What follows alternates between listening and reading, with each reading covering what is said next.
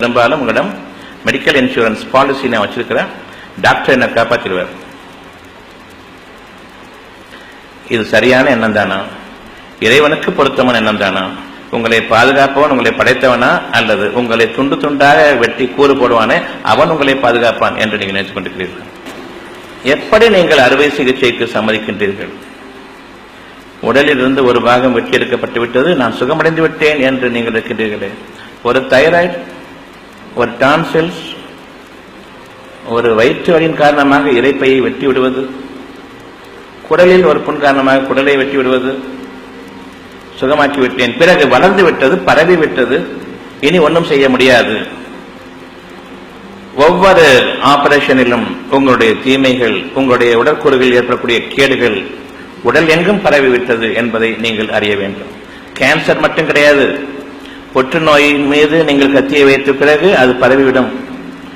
ஒரு biopsy test எடுக்கிறதுக்காக சதையை கிள்ளி எடுத்தாலும் சரி, அந்த புற்றுநோய் அப்பொழுதுதான் பரவ செய்யப்படுகிறது.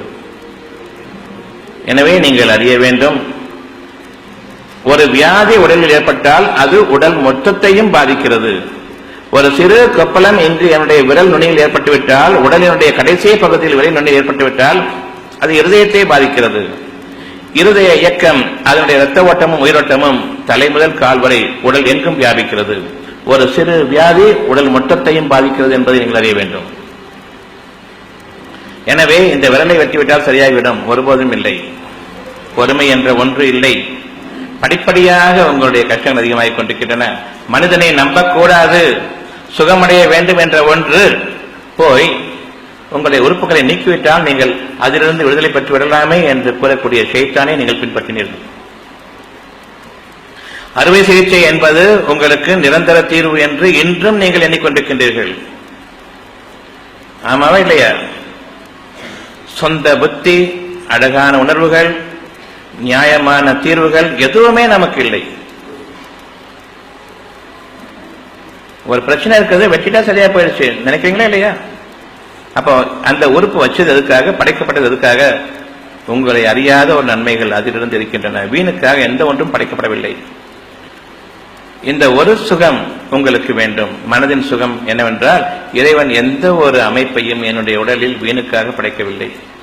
உடல் உள்ளுறுப்புகள் எந்த ஒன்றும் வீணுக்காக படைக்கப்படவில்லை. குடல் தொங்கிக் கொண்டிருக்கின்றது, அதை வெட்டிவிடலாம், அது தேவையில்லை. இன்று 2 சிலிண்டர்கள் இருக்கின்றன, ஒன்றை நீக்கிவிடலாம், தேவையில்லை. ஏன் இந்த நிலை நமக்கு? இறைவன் நாடினால் ஒரே அடியாக உங்களுக்கு வேதனை கொடுத்து உங்களுடைய காரியங்களை முடித்திருக்கலாம். இறைவனுடைய நாட்டம் நிறைய இருக்கிறது. நீங்கள் படிப்படியாக அதிகரித்துக் கொண்டு வரும்பொழுது எந்த ஒரு வழிமுறையும் உங்களுக்கு உதவி செய்ய முடியவில்லை என்பதை நீங்கள் ஆரம்பத்திலே அறிந்து கொள்வதற்காக வேண்டி, நான் ஒரு தொண்டை வலியின் காரணமாக சிரமப்படுகின்றேன், டாக்டர்களை நம்புகிறேன், ஸ்பெஷலிஸ்ட் டாக்டர்களை அங்கு சென்றேன், சரியாகவில்லை, கொஞ்சம் அதிகமாகிவிட்டது. இது ஒன்று போதாது மனிதர்களை நம்பக்கூடாது என்பதற்கு. உங்களுடைய அவசர புத்தியின் காரணமாக கத்தி அங்கு வேலை செய்கிறது.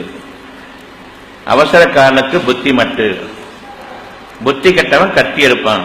உங்களுக்கு அவசரத்தின் காரணமாக புத்தியும் கிடையாது, கத்தி ஒண்ணுதான் உங்களுக்கு ஆயுதம். உங்களை நீங்களே குத்திக்கிறீங்களா, அல்லது சர்ஜன் வந்து அறுவை சிகிச்சை நிபுணர் வந்து அதை அறுக்கிறாரு?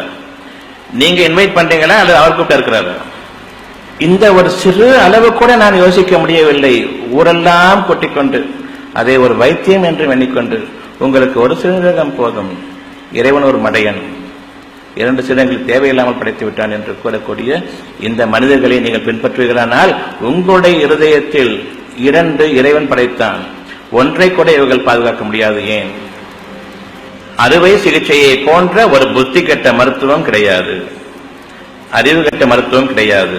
ஆகவே புத்தி கெட்டவன் கத்தி எடுப்பான் என்ற அந்த ஒரு உண்மைக்கு நீங்கள் செவி சாய்ப்பீர்களானால், அந்த உண்மையின் பக்கம் நிலைத்திருங்கள். ஷைத்தான் உங்களை கத்தியை கொண்டு தீண்ட மாட்டான். நன்மைகளின் பக்கம் நாம் திரும்ப வேண்டும். எனவே உங்களுடைய இறைவன் பக்கம் திரும்புங்கள், அங்கு உங்களுக்கு வழி இருக்கிறது.